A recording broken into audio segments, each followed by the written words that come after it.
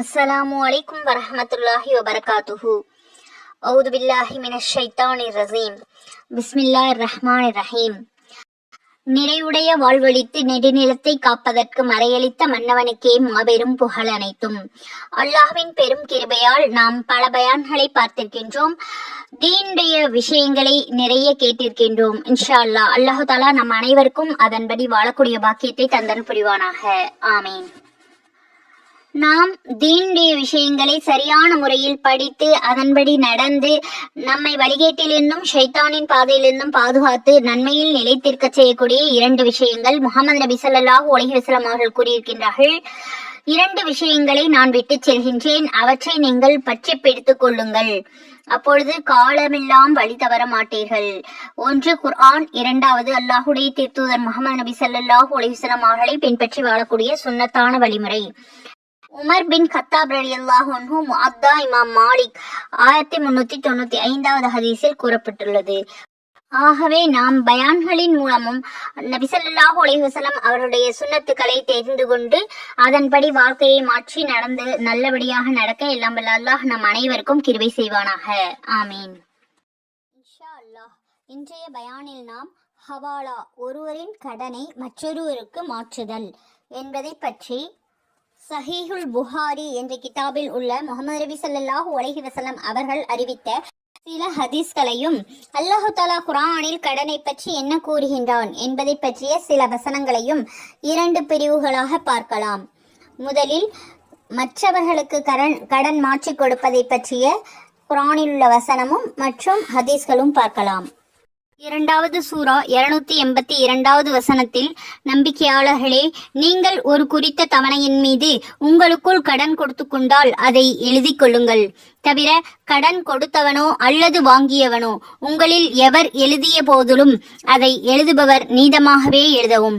அந்த இருவரும் எழுத முடியாமல் எழுத்தாளர்களிடம் கோரினால் எழுத்தாளர் நீதமாக எழுதுமாறு அல்லாஹ் அவருக்கு அறிவித்திருக்கின்றபடி எழுதி கொடுக்க மறுக்க வேண்டாம், அவர் எழுதி கொடுக்கவும். தவிர கடன் வாங்கியவரோ கடன் பத்திரத்தின் வாசகத்தை கூறவும். வாசகம் கூறுவதிலும் அதை எழுதுவதிலும் தன் இறைவனாகிய அல்லாஹுக்கு பயந்து கொள்ளவும்.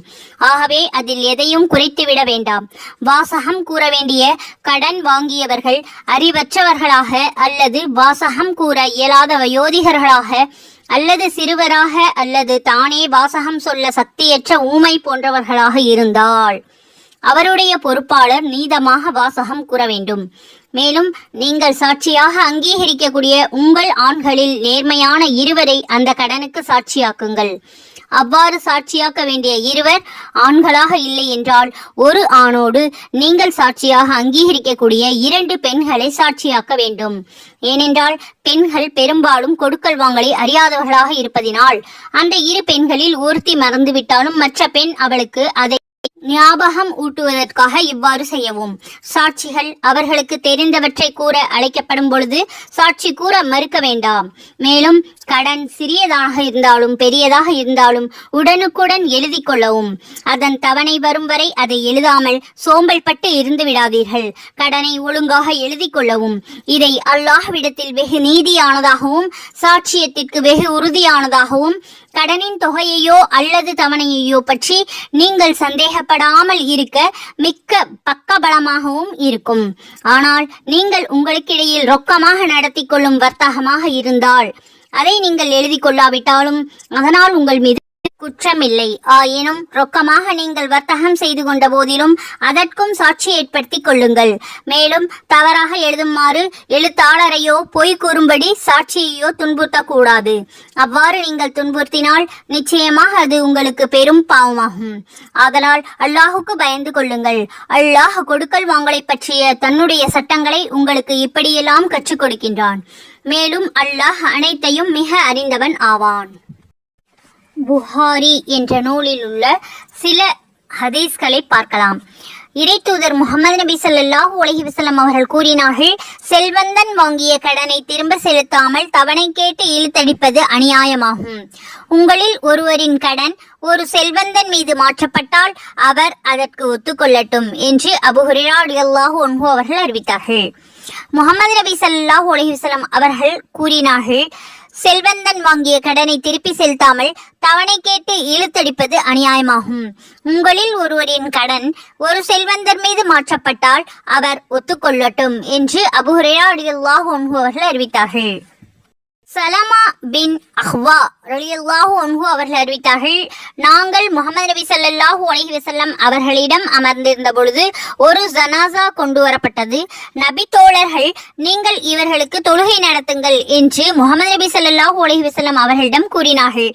அதற்கு முஹம்மது நபி ஸல்லல்லாஹு அலைஹி வஸல்லம் அவர்கள், இவர் கடனாளியா என்று கேட்டபொழுது நபி தோழர்கள் இல்லை என்றார்கள். ஏதேனும் சொத்தை இவர்கள் விட்டு சென்றிருக்கின்றார்களா என்று முஹம்மது நபி ஸல்லல்லாஹு அலைஹி வஸல்லம் அவர்கள் கேட்டபொழுது இல்லை என்றார்கள். நபி ஸல்லல்லாஹு அலைஹி வஸல்லம் அவர்கள் அவர்களுக்கு தொழுகை நடத்தினார்கள். பிறகு மற்றொரு ஜனாசா கொண்டு வரப்பட்ட பொழுது இறை தூதர் அவர்களே, இவர்களுக்கு நீங்கள் தொழுகை நடத்துங்கள் என்று கேட்டபொழுது முஹம்மது நபி ஸல்லல்லாஹு அலைஹி வஸல்லம் அவர்கள், இவர்கள் கடனாளியா என்று கேட்டார்கள். ஆம் என்று கூறப்பட்டது. இவர் ஏதேனும் விட்டு சென்றிருக்கின்றாரா என்று முஹம்மது நபி ஸல்லல்லாஹு அலைஹி வஸல்லம் அவர்கள் கேட்டபொழுது இல்லை என்றார்கள். பிறகு இவர் எதனையும் விட்டு சென்றிருக்கின்றாரா என்று கேட்டார்கள். இவர் கடனாளியா என்று முஹம்மது நபி ஸல்லல்லாஹு அலைஹி வஸல்லம் அவர்கள் கேட்டபொழுது 3 தங்க காசுகள் கடன் வைத்திருக்கின்றார் என்று நபி தோழர்கள் கூறினார்கள்.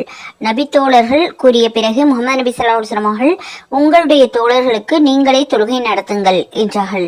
அப்போது அபூ கதாதா ரலியல்லாஹு அன்ஹு அவர்கள், இவரின் கடனுக்கு நான் பொறுப்பு, தொழுகை நடத்துங்கள் என்று கூறிய பிறகு முஹம்மது நபி ஸல்லல்லாஹு அலைஹி வஸல்லம் அவர்கள் தொழுகையை நடத்தினார்கள். ஜாபிர் இப்னு அப்துல்லா ரலியல்லாஹு அன்ஹு அவர்கள் அறிவித்தார்கள், நான் முஹம்மது நபி ஸல்லல்லாஹு அலைஹி வஸல்லம் அவர்களோடு ஒரு போரில் கலந்து கொண்டேன். முஹம்மது நபி ஸல்லல்லாஹு அலைஹி வஸல்லம் அவர்கள் என்னிடம், உன் ஒட்டகத்தை பற்றி என்ன கருதுகிறாய், அதை நீ விற்பாயா என்று கேட்டார்கள். அதற்கு நான், ஆம், விற்று விடுகிறேன் என்று சொன்னேன். அவ்வாறே முஹம்மது நபி ஸல்லல்லாஹு அலைஹி வஸல்லம் அவர்களுக்கே அதை விற்றுவிட்டேன். நபி ஸல்லல்லாஹு அலைஹி வஸல்லம் அவர்கள் மதீனா வந்து சேர்ந்தவுடன் மறுநாள் நான் அவர்களிடம் ஒட்டகத்தோடு சென்றேன். அவர்கள் அதன் விலையை எனக்கு கொடுத்து விட்டார்கள். அமஸ் ரஹமத்துல்லாஹி அலைஹி அவர்கள் அறிவித்தார்கள், நாங்கள் இப்ராஹிம் நக்கயி ரஹமத்துல்லாஹி அலைஹி அவர்களிடம் சலம் முறையில் பிறகு பணம் தருவதாக கூறி பொருளை வாங்கும் பொழுது அடமானம் வைப்பதை குறித்து பேசினோம். அதற்கு அவர்கள் சொன்னார்கள், ஆயிஷா ரலியல்லாஹு அவர்களிடமிருந்து எனக்கு அஸ்வத் ரஹமத்துல்லாஹி அலைஹி அவர்கள் அறிவித்தார்கள், முஹம்மது நபி ஸல்லல்லாஹு அலைஹி வஸல்லம் அவர்கள் ஒரு யூதனிடம் குறிப்பிட்ட தவணையில் பணம் தருவதாக கூறி உணவு தானியத்தை வாங்கினார்கள். அவனிடம் அதற்காக இரும்பு கவசம் ஒன்றை அடமானம் வைத்தார்கள். முஹம்மது நபி ஸல்லல்லாஹு அலைஹி வஸல்லம் அவர்கள் கூறினார்கள், எவன் மக்களின் பணத்தை அல்லது பொருட்களை திரும்ப செலுத்தும் எண்ணத்தோடு கடன் வாங்குகின்றானோ அவன் சார்பாக அல்லாஹ்வே அதனை திருப்பி செலுத்துவான். எவன் திருப்பி செலுத்தக்கூடிய எண்ணமில்லாமல் அதை ஏமாற்றி அழித்துவிடும் எண்ணத்தோடு கடன் வாங்குகின்றானோ அல்லாஹும் அவனை அழித்து விடுவான் என அபூ ஹுரைரா ரலியல்லாஹு அன்ஹு அவர்கள் அறிவித்தார்கள். அபூதர் ரலியல்லாஹு அன்ஹு அவர்கள் அறிவிக்கின்றார்கள், நான் முஹம்மது நபி ஸல்லல்லாஹு அலைஹி வஸல்லம் அவர்களுடன் இருந்தேன். அவர்கள் உஹது மலையை பார்த்தபொழுது இந்த மலை எனக்காக தங்கமாக மாற்றப்பட்டு அதிலிருந்து ஒரே ஒரு தீனாரும் கூட என்னிடம் 3 நாட்களுக்கு மேல் தங்கியிருப்பதை நான் விரும்ப மாட்டேன். கடனை அடைப்பதற்காக நான் எடுத்து வைக்கின்ற தீனாரை தவிர என்று கூறினார்கள். பிறகு உலகில் செல்வம் அதிகமானவர்கள்தான் மறுமையில் நல்ல பலன் குறைந்தவர்கள் என்று செல்வத்தை இப்படியெல்லாம் செலவு செய்யுங்கள் என்று கூறியதோடு அவ்வாறே செலவும் செய்தவனை தவிர இந்த இடத்தில் அறிவிப்பாளர்களில் ஒருவரான அபூ ஸிஹாப் ரஹமத்துல்லாஹி அலைஹி அவர்கள் இப்படியெல்லாம் என்பதற்கு விளக்கமாக முன்பக்கமாகவும் வலப்பக்கமாகவும் இடப்பக்கமாகவும் சைகை செய்தார்கள். ஆனால் அப்படிப்பட்டவர்கள் எண்ணிக்கையில் குறைவானவர்களே என்று முஹம்மது நபி ஸல்லல்லாஹு அலைஹி வஸல்லம் அவர்கள் கூறிவிட்டு, நீ இங்கேயே இரு என்று சொல்லி சிறிது தூரம் முன்னால் சென்றிருப்பார்கள். அதற்குள் முஹம்மது நபி ஸல்லல்லாஹு அலைஹி வஸல்லம் அவர்களோடு யாரோ உரையாடுவதைப் போல ஏதோ ஒரு குரலை கேட்டேன். ஆனால் முஹம்மது நபி ஸல்லல்லாஹு அலைஹி வஸல்லம் அவர்கள், நான் திரும்பி வரும் வரை நீ இங்கேயே இரு என்று கூறியதும் என் நினைவுக்கு வந்தது. நபி ஸல்லல்லாஹு அலைஹி வஸல்லம் அவர்கள் திரும்பி வந்த பொழுது, நான் இறை தூதர் அவர்களே, நான் கேட்ட குரல் என்ன என்று கேட்டேன். அதற்கு நபி ஸல்லல்லாஹு அலைஹி வஸல்லம் அவர்கள், நீங்கள் அந்த குரலை செவியுற்றீர்களா என்று கேட்டார்கள். நான் ஆம் என்றேன். இறை தூதர் ஸல்லல்லாஹு அலைஹி வஸல்லம் அவர்கள் கூறினார்கள், என்னிடம் ஜிப்ரீல் அலைஹி வஸல்லம் அவர்கள் வந்து, உன்னுடைய சமுதாயத்தில் அல்லாஹுக்கு எதனையும் இணை வைக்காமல் வாழ்ந்து மரணமடைந்து விடுபவர்கள் சொர்க்கம் புகுவார்கள் என்று கூறினார்கள். நான் இப்படியெல்லாம் செய்தவருமா, விபச்சாரம் திருட்டு குற்றம் புரிந்தவர்களுமா சொர்க்கம் புகுவார்கள் என்று கேட்டேன். ஜிப்ரீல் அலைஹிஸ்ஸலாம் அவர்கள் ஆம், அவரும் சொர்க்கம் புகுவார் என்று பதிலளித்தார்கள். முகமது நபி ஸல்லல்லாஹு அலைஹி வஸல்லம் அவர்கள் கூறினார்கள், உஹது மலை அளவிற்கு என்னிடம் தங்கம் இருந்தாலும் அதிலிருந்து சிறிது என்னிடம் எஞ்சியிருக்கும் நிலையில் என் மீது 3 நாட்கள் கழிவது கூட எனக்கு மகிழ்ச்சி அளிக்காது. கடனை அடைப்பதற்காக நான் அதிலிருந்து எடுத்து வைக்கக்கூடிய சிறிதளவு தங்கத்தை தவிர என அபூ ஹுரைரா ரலியல்லாஹு அன்ஹு அவர்கள் அறிவித்தார்கள். இன்னொரு ஹதீஸில் ஒருவர் அல்லாஹுடைய தூதரிடம் அவர்களுக்கு தான் கொடுத்த ஒட்டகத்தை திருப்பித் தரும்படி கேட்டார்கள். அப்பொழுது முகமது நபி ஸல்லல்லாஹு அலைஹி வஸல்லம் அவர்களிடம் அந்த மனிதர் கடுமையாக பேசினார். எனவே நபித்தோழர்கள் அவர்களை தண்டிக்க விரும்பினார்கள். அப்பொழுது முகமது நபி ஸல்லல்லாஹு அலைஹி வஸல்லம் அவர்கள் தன்னுடைய தோழர்களை நோக்கி, அவரை தண்டிக்க வேண்டாம், விட்டுவிடுங்கள். ஏனென்றால் ஒருவர் தனக்கு கடன் தர வேண்டியவர்களிடம் கடுமையாக பேச உரிமை உண்டு.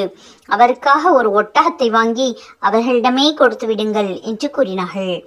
நபித்தோழர்கள் அவர்களுக்கு தர வேண்டிய ஒட்டகத்தின் வயதை விட அதிக வயதை உடைய ஒட்டகம்தான் எங்களிடம் இருக்கிறது என்று கூறினார்கள். அதற்கு நபி ஸல்லல்லாஹு அலைஹி வஸல்லம் அவர்கள் அதையே வாங்கி அவர்களுக்கு கொடுத்து விடுங்கள். ஏனென்றால் நல்ல முறையில் கடனை திருப்பி செலுத்துபவர்கள்தான் உங்களில் சிறந்தவர்கள் என்று கூறினார்கள். இறை தூதர் முகமது நபி ஸல்லல்லாஹு அலைஹி வஸல்லம் அவர்கள் கூறினார்கள், ஒருவர் மரணித்து விட்டார். அவரிடம் கபரில் வைத்து நீ உலகில் எந்த நன்மையை சொல்லி செய்து வந்தாய் என்று கேட்கப்பட்டது. அதற்கு அவர், நான் மக்களிடம் கொடுக்கல் வாங்கல் செய்து வந்தேன். கடன் தொகையை வசூல் செய்யும் பொழுது வசதி உள்ளவர்களுக்கு அபகாசம் கொடுத்து வந்தேன். வசதி அற்றவர்களை மன்னித்து அவருடைய கடனை தள்ளுபடி செய்து வந்தேன் என்று கூறினார்.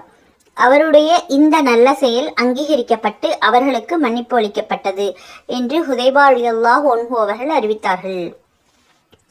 அபூ ஹுரைரா ரலியல்லாஹு அன்ஹு அவர்கள் அறிவித்தார்கள், ஒருவர் தன்னிடம் முஹம்மது நபி ஸல்லல்லாஹு அலைஹி வஸல்லம் அவர்கள் கடனாக பெற்றிருந்த ஒட்டகத்தை திருப்பி செலுத்தும்படி கேட்க வந்தார்.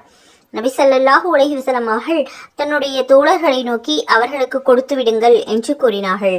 அதற்கு தோழர்கள், அவர்களுக்கு நீங்கள் தர வேண்டிய ஒட்டகத்தின் வயதை விட அதிக வயதுடைய ஒட்டகம்தான் எங்களிடம் உள்ளது என்று கூறினார். அதை கேட்ட அந்த மனிதர், என்னுடைய உரிமையை நிறைவாக எனக்கு அளித்தீர்கள், அல்லாஹ் உங்களுக்கும் நிறைவாக அளிக்கட்டும் என்று கூறினார். உடனே முகமது நபி ஸல்லல்லாஹு அலைஹி வஸல்லம் அவர்கள் அவருக்கு வயது அதிகமான அந்த ஒட்டகத்தையே கொடுத்து விடுங்கள். ஏனென்றால் தான் வாங்கிய கடனை அழகிய முறையில் திருப்பி செலுத்துபவர்களே மக்களில் சிறந்தவராவார் என்று கூறினார்கள். ஜாபிர் இப்னு அப்துல்லா ரலியல்லாஹு அன்ஹு அவர்கள் அறிவித்தார்கள், முஹம்மது நபி ஸல்லல்லாஹு அலைஹி வஸல்லம் அவர்கள் பள்ளிவாசலில் இருந்த பொழுது நான் அவர்களிடம் சென்றேன். முற்பகல் நேரத்தில் சென்றேன். முஹம்மது நபி ஸல்லல்லாஹு அலைஹி வஸல்லம் அவர்கள் 2 ரக்காத்துக்கள் தொழுவீராக என்று கூறினார்கள். என்னிடம் வாங்கிய ஒரு கடனை அவர்கள் திருப்பி செலுத்த வேண்டியிருந்தது. நான் தொழுது முடித்த பிறகு எனக்கு தர வேண்டிய கடனை திருப்பி செலுத்தியதோடு எனக்கு அதிகமாகவும் கொடுத்தார்கள். ஜாபிர் ரலியல்லாஹு அன்ஹு அவர்கள் அறிவித்தார்கள், என் தந்தையார் உஹது போரின் பொழுது அவரின் மீது கடன் இருந்த நிலையில் ஷஹீதாக கொல்லப்பட்டு விட்டார்கள். கடன் கொடுத்தவர்கள் தன்னுடைய உரிமைகளை கேட்டு கடுமையாக காட்டினார்கள். உடனே நான் நபி ஸல்லல்லாஹு அலைஹி வஸல்லம் அவர்களிடம் சென்றேன், விஷயத்தை கூறினேன். முகமது நபி ஸல்லல்லாஹு அலைஹி வஸல்லம் அவர்கள் கடன் கொடுத்தவர்களிடம், என் தோட்டத்தின் பேத்தம் பழங்களை கடனுக்கு பகரமாக ஏற்றுக்கொண்டு என் தந்தையை மன்னித்து மீதி கடனை தள்ளுபடி செய்துவிடும்படி கேட்டுக்கொண்டார்கள். அவ்வாறே செய்ய அவர்கள் மறுத்துவிட்டார்கள். எனவே அவர்களுக்கு அந்த பேத்தம்பழங்களை முகமது நபி ஸல்லல்லாஹு அலைஹி வஸல்லம் அவர்கள் கொடுக்கவில்லை. மாறாக, நாம் உன்னிடம் காலையில் வருவோம் என்று கூறினார்கள். பிறகு காலையில் என்னிடம் வந்தார்கள். பேரித்தம் மரங்களுக்கு இடையே சுற்றி வந்து அவற்றின் கனிகளில் பரக்கத்துகளுக்காக அருள் வளத்திற்காக பிரார்த்தனை செய்தார்கள். பிறகு நான் அவற்றை பறித்து கடன் கொடுத்தவர்களிடம் கடன்களையெல்லாம் திருப்பி செலுத்தினேன். முழு கடனையும் தீர்த்த பிறகு அதன் கனிகள் எங்களுக்கு மீதமாக இருந்தன. சுப்ஹானல்லாஹ். பின்னர் நான் நடந்ததை தெரிவிப்பதற்காக அல்லாஹுடைய தூதர் முகமது நபி ஸல்லல்லாஹு அலைஹி வஸல்லம் அவர்களிடம் வந்தபொழுது அவர்கள் அசர் தொழுகை தொழுது கொண்டிருந்தார்கள். அவர்கள் சலாம் கொடுத்த திரும்பிய பிறகு பேத்தம் கனிகளின் மீதப்பட்டு விட்டதை அவர்களிடம் நான் தெரிவித்தேன். நபி ஸல்லல்லாஹு அலைஹி வஸல்லம் அவர்கள் இந்த செய்தியை கத்தாப் பின் குமாரிடம் உமரிடம் தெரிவி என்று கூறினார்கள். எனவே நான் உமர் ரலியல்லாஹு அன்ஹு அவரிடம் சென்று அதை தெரிவித்த பிறகு உமர் ரலியல்லாஹு அன்ஹு அவர்கள் இறை தூதர் ஸல்லல்லாஹு அலைஹி வஸல்லம் அவர்கள் அந்த பேத்தம் மரங்களுக்கிடையே நடந்து சென்ற பொழுதே அவற்றில் பர்க்கத் அருள் வளம் வழங்கப்படும் என்பதை நான் அறிந்து கொண்டேன் என்று கூறினார்கள். சுப்ஹானல்லாஹ். ஆயிஷா ரலியல்லாஹு அன்ஹா அவர்கள் அறிவித்தார்கள், முஹம்மது நபி ஸல்லல்லாஹு அலைஹி வஸல்லம் அவர்கள் தொழுகையில் பிரார்த்திக்கும் பொழுது, யா அல்லாஹ், பாவத்திலிருந்தும் கடன்களிலிருந்தும் உன்னிடம் நான் பாதுகாப்பு தேடுகிறேன் என்று கூறுவார்கள். இதை செவியுற்ற ஒருவர் முஹம்மது நபி ஸல்லல்லாஹு அலைஹி வஸல்லம் அவர்களிடம், இறை தூதர் அவர்களே, தாங்கள் கடன்படுவதிலிருந்து இவ்வளவு அதிகமாக பாதுகாப்பு தேடுவதற்கு காரணம் என்ன என்று கேட்டதற்கு, முஹம்மது நபி ஸல்லல்லாஹு அலைஹி வஸல்லம் அவர்கள், மனிதன் கடன் படும் பொழுது பொய் பேசுகின்றான், வாக்குறுதி தந்து அதற்கு மாறு செய்கின்றான் என்று பதிலளித்தார்கள். முஹம்மது நபி ஸல்லல்லாஹு அலைஹி வஸல்லம் அவர்கள் கூறினார்கள், ஒருவர் மரணமடைந்து ஒரு செல்வத்தை விட்டு சென்றால் அது அவருடைய வாரிசுகளுக்கு உரியதாகும். ஒருவர் தன்னை தவிர வேறு திக்கற்ற மனைவி மக்களை விட்டு சென்றால் அவர்களை பராமரிப்பது நம்முடைய பொறுப்பாகும் என்று அபூ ஹுரைரா ரலியல்லாஹு அன்ஹு அவர்கள் அறிவித்தார்கள். முஹம்மது நபி ஸல்லல்லாஹு அலைஹி வஸல்லம் அவர்கள் கூறினார்கள், வசதி உள்ளவர்கள் தன் கடனை அடைக்காமல் கடன் கொடுத்தவர்களிடம் தவணை சொல்லி தள்ளி போடுவது அநியாயமாகும் என அபூ ஹுரைரா ரலியல்லாஹு அன்ஹு அவர்கள் அறிவித்தார்கள். முஹம்மது நபி ஸல்லல்லாஹு அலைஹி வஸல்லம் அவர்களிடம் ஒருவர் வந்து தான் கொடுத்த கடனை திருப்பி கேட்டார். அப்பொழுது அவர் சற்று கடுமையான வார்த்தைகளை பேசினார். இதை கண்ட நபித்தோழர்கள் வருத்தப்பட்டார்கள். அதற்கு முஹம்மது நபி ஸல்லல்லாஹு அலைஹி வஸல்லம் அவர்கள், அவரை விட்டுவிடுங்கள், பொருளுக்குரிய பேசுவதற்கு உரிமை உண்டு என்று கூறினார்கள். இதை அபூ ஹுரைரா ரலியல்லாஹு அன்ஹு அவர்கள் அறிவித்தார்கள். முஹம்மது நபி ஸல்லல்லாஹு அலைஹி வஸல்லம் அவர்கள் கூறினார்கள், ஒருவர் திவாலான ஒரு மனிதரிடம் தன் பொருளை அப்படியே கொடுத்த பொழுது இருந்தபடியே காண்பாராயின் அதை எடுத்துக்கொள்ள மற்ற கடன்காரர்களை விட அவருக்கே அதிக உரிமை இருக்கிறது என அபூ ஹுரைரா ரலியல்லாஹு அன்ஹு அவர்கள் கூறினார்கள். ஜாபிர் ரலியல்லாஹு அன்ஹு அவர்கள் அறிவித்தார்கள், ஒருவர் தான் இறந்த பிறகு தன்னுடைய ஒரு அடிமையை விடுதலையாக கொள்ளட்டும் என்று கூறியிருந்தார். நபி ஸல்லல்லாஹு அலைஹி வஸல்லம் அவர்கள் அந்த அடிமையை காட்டி, இவரை யார் என்னிடத்திலிருந்து வாங்கிக் கொள்வது என்று கேட்டார்கள். நுஐம் இப்னு அப்துல்லா ரலியல்லாஹு அன்ஹு அவர்கள் அந்த அடிமையை வாங்கினார்கள். முஹம்மது நபி ஸல்லல்லாஹு அலைஹி வஸல்லம் அவர்கள் அந்த அடிமைக்கான விலையை வாங்கி அந்த அடிமையின் எஜமானனிடம் கொடுத்து விட்டார்கள். ஒரு குறிப்பிட்ட தவணையில் திரும்பி செலுத்தும்படி கூறி கடன் கொடுப்பதில் தவறில்லை. கடனாளி கடன் கொடுத்தவர்களுக்கு அவர் கொடுத்த திர்ஹம்களை விட உயர்தரமானதை கொடுத்தாலும் சரியே. ஆனால் கடன்காரர் அவ்விதம் திருப்பி செலுத்தும் பொழுது உயர்தரமானதை தர வேண்டும் என்று கடனாளிக்கு நிபந்தனையிட்டு கூடாது என்று இப்னு உமர் ரலியல்லாஹு அன்ஹு அவர்கள் கூறினார்கள்.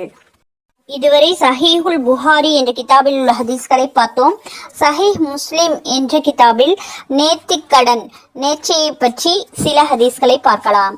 இப்னு அப்பாஸ் ரலியல்லாஹு அன்ஹு அவர்கள் கூறியதாவது, சாத் பின் உபாதா அல் அன்சாரி ரலியல்லாஹு அன்ஹு அவர்கள் தன்னுடைய தாயார் நேர்ந்து கொண்டு விட்ட அதை நிறைவேற்றுவதற்கு முன்பே இறந்து போய்விட்ட நேர்த்திக் கடன் குறித்து அல்லாஹ்வின் தூதர் முஹம்மது நபி ஸல்லல்லாஹு அலைஹி வஸல்லம் அவர்களிடம் விளக்கம் கேட்டார்கள்.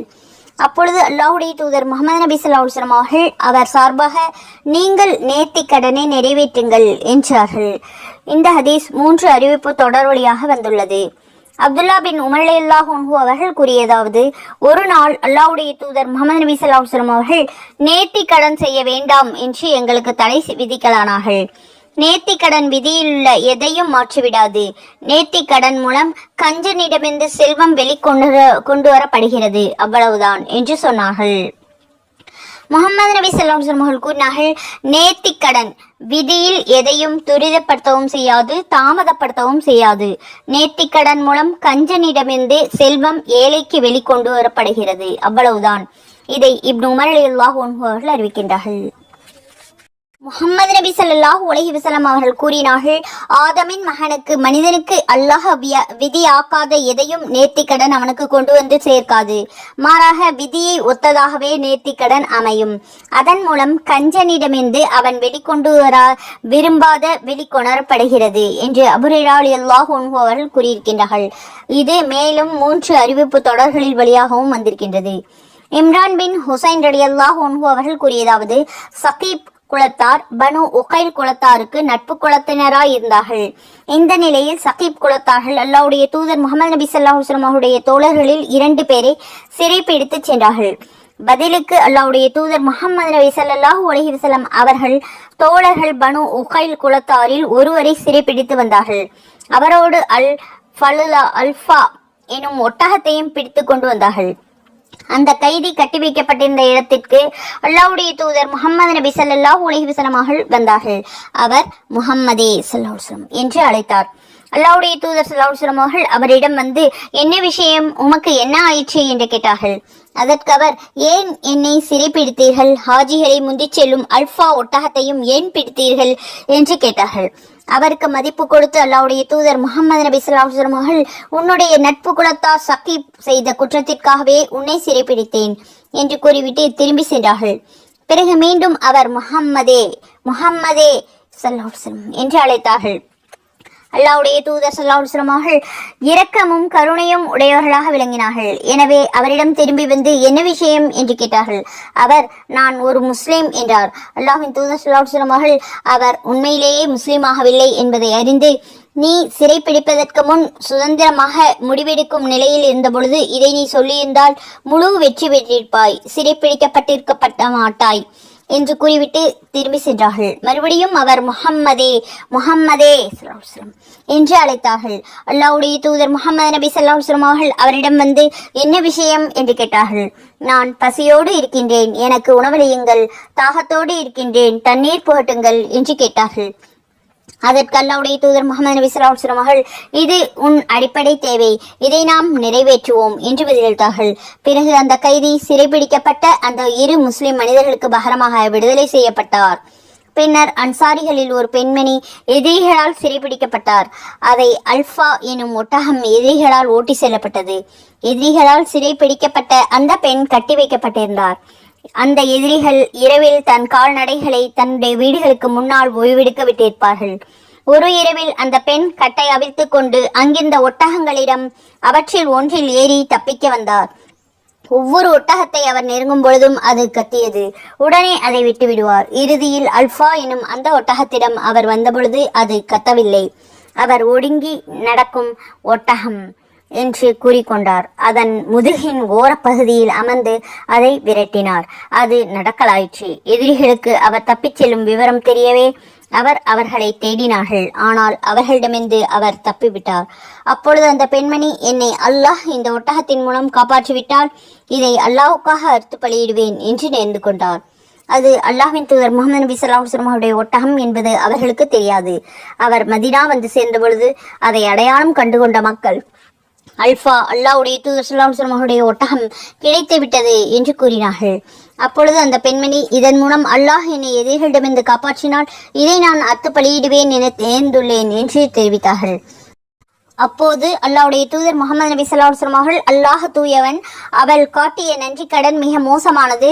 இதன் மூலம் அல்லாஹ் என்னை காப்பாற்றினால் இதையே நான் அத்து பலியிடுவேன் என்று நேர்ந்துள்ளார். ஆனால் பாவச் செயலிலும் தனக்கு உடமையில்லாத ஒன்றிலும் ஒரு அடியார் நேர்ந்து கொண்டால் அதை நிறைவேற்றுவது கிடையாது என்று கூறினார்கள்.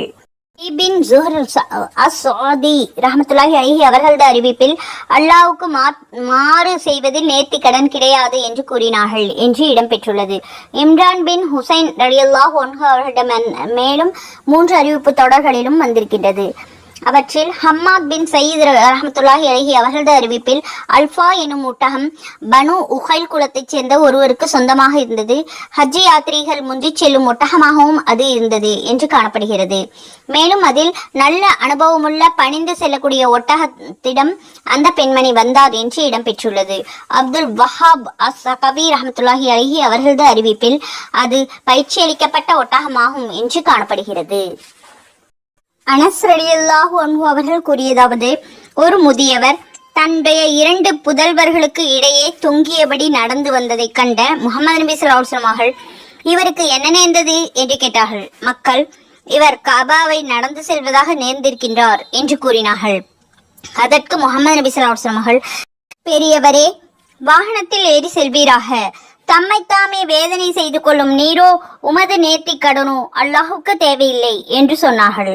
இந்த ஹதீஸ் 3 அறிவிப்பு தொடர்களிலும் வந்திருக்கின்றது. உக்பா பின் ஆமிர் ரலியல்லாஹு அன்ஹு அவர்கள் கூறியதாவது, என் சகோதரி காலணி அணியாமல் இறையில்லம் காபாவிற்கு நடைபயணம் மேற்கொள்வதாக நேர்ந்து கொண்டார். இது பற்றி அல்லாஹ்வின் தூதர் முகமது நபி ஸல்லல்லாஹு அலைஹி வஸல்லம் அவர்களிடம் விளக்கம் கேட்குமாறு என்னை பணித்தார். நான் அல்லாஹ்வின் தூதர் முகமது நபி ஸல்லல்லாஹு அலைஹி வஸல்லம் அவர்களிடம் வினவினேன். அதற்கு அல்லாஹ்வுடைய தூதர் முகமது நபி ஸல்லல்லாஹு அலைஹி வஸல்லம் அவர்கள் சிறிது தூரம் நடந்துவிட்டு வாகனத்தில் ஏறி செல்லட்டும் என்று கூறினார்கள். அல்ஹம்துலில்லாஹ், இதுவரை நாம் பல ஹதீஸ்கள் கடன் பற்றியும் நேற்றை கடன் பற்றியும் ஹவாலா ஒருவருடைய கடனை மற்றவர்களுக்கு மாற்றுவது பற்றி முகமது நபி ஸல்லல்லாஹு அலைஹி வஸல்லம் அவர்கள் கூறிய சில ஹதீஸ்களை புகாரி மற்றும் முஸ்லிம் கிதாபுகளில் மூலமாக அறிந்து கொண்டோம். இதுவரை பொறுமையாக ஹதீஸ் கேட்ட உங்கள் அனைவருக்கும் அல்லாஹ் தஆலா நற்கூலியை தந்தருள்வானாக. ஆமீன். இப்பொழுது கடனிலிருந்து விடுபட சில நபி ஸல்லல்லாஹு அலைஹி வஸல்லம் உடைய துஆக்களை பார்க்கலாம். கடனிலிருந்து விடுபடுவதற்காக அல்லாஹு மக்ஃபினி பி ஹலாலிக அன் ஹராமிக வ அக்னினி பி ஃபஸ்லிக அம்மன் சிவாக. யா அல்லாஹ், நீ விலக்கியதை விட்டும் நீ ஆகுமாக்கியதை கொண்டும் எனக்கு போதுமாக்கி வைப்பாயாக. மேலும் உனது கிருபையை கொண்டு உன்னை தவிர உள்ள அனைத்தை விட்டும் என்னை தேவையற்றவனாக ஆக்குவாயாக. நூல் திர்மிதி. இன்னொரு துவா, அல்லாஹும்ம இன்னி அஊது பிக மினல் ஹம்மி வல் ஹஜனி வல் அஜஜி வல் கசலி வல் புகுலி வல் ஜுபுனி வல் அலஇத் தைனி வ கலபத்திர் ரிசால். யா அல்லாஹ், நிச்சயமாக நான் கவலை துயரம் ஆகியவற்றை விட்டு உன்னிடம் காவல் தேடுகின்றேன். இயலாமை, சோம்பல், கருமித்தனம், கோழைத்தனம் ஆகியவற்றை விட்டு நான் உன்னிடம் பாதுகாப்பு தேடுகிறேன். கடனின் பெருக்கத்தை விட்டும் மனிதர்களுடைய ஆதிக்கத்தை விட்டு நான் உன்னிடம் பாதுகாப்பு தேடுகிறேன். நூல் புகாரி. கடனிலிருந்து விடுபட இந்த துஆக்களை அதிகமாக ஓதி வர வேண்டும் இன்ஷா அல்லாஹ். கடன் நீங்க வேண்டுமென்றால் ஒவ்வொரு ஃபர்லான தொழுகைக்கு பின்னாலும் அதிகமாக இந்த துஆவை ஓதி வர வேண்டும்.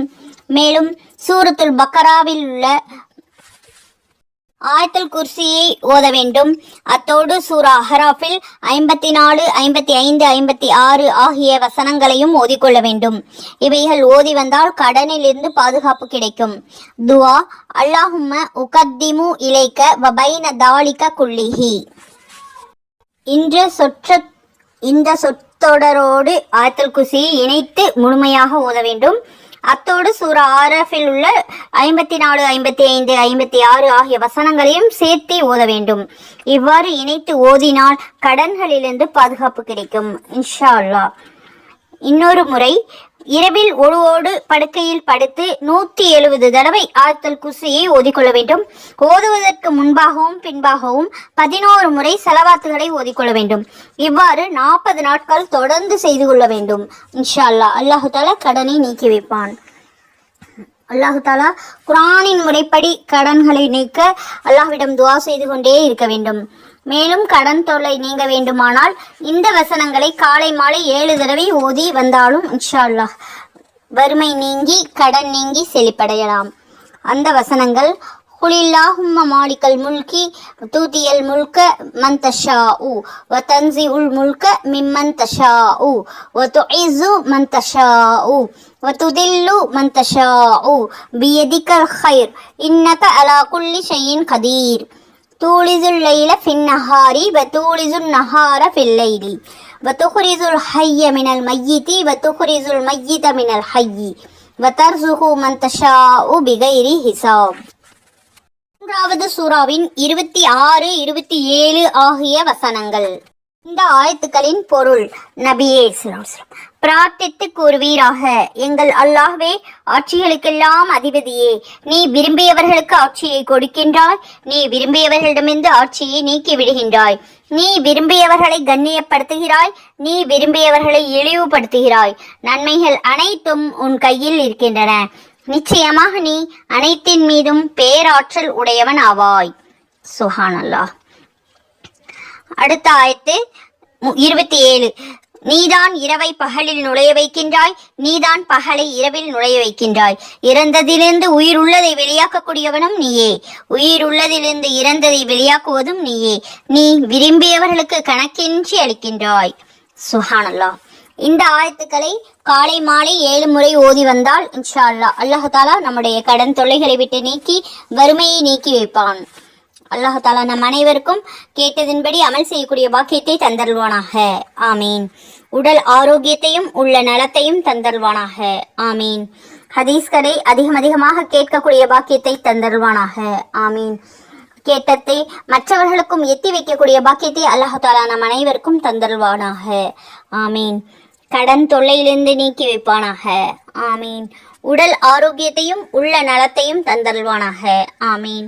அல்லாஹ் தாலா நம் அனைவரும் சரியான முறையில் 5 நேரமும் அந்தந்த நேரத்தில் தொழுகக்கூடிய பாக்கியத்தை தந்தருள்வானாக. ஆமீன். அல்லாஹ் தாலா நாம் அனைவரும் சரியான முறையில் குர்ஆன் ஓதக்கூடிய பாக்கியத்தை தந்தருள்வானாக. ஆமீன். முஹம்மது நபி ஸல்லல்லாஹு அலைஹி வஸல்லம் அவர்கள் மீது அதிகமான ஸலவாத் ஓதக்கூடிய வாக்கியத்தை அல்லாஹ் தஆலா நம் அனைவருக்கும் தந்தருள் புரிவானாக. ஆமீன். எங்கள் அனைவருக்கும் ஹஜ்ஜை நசீபாக்குவானாக. ஆமீன். முஹம்மது நபி ஸல்லல்லாஹு அலைஹி வஸல்லம் அவர்களை கனவில் காணக்கூடிய பாக்கியத்தை தந்தருள்வானாக. ஆமீன். எங்கள் அனைவருக்கும் சொர்க்கத்தை வாஜிபாக்கி நரகத்தை ஹராமாக்குவானாக. ஆமீன். அல்ஹம்துலில்லாஹ். இதுவரை பொறுமையாக பயான் கேட்டுக்கொண்டிருந்த இன்னும் துவாக்களுக்கு ஆமீன் சொல்லிக் கொண்டிருந்த உங்கள் அனைவருக்கும் அல்லாஹ் தஆலா நற்கூலியை தந்தருள் புரிவானாக. ஆமீன். ஜஸாக்குமுல்லாஹு கைரன் கசீரா. பயானை லைக் செய்து கமெண்ட் செய்யுங்கள், ஷேர் செய்யுங்கள். அல்லாஹ் தஆலா மறுமையில் நம் அனைவருக்கும் நற்கூலியை தந்தருள்வானாக. அஸ்ஸலாமு அலைக்கும் வரஹ்மத்துல்லாஹி வபரகாத்துஹு.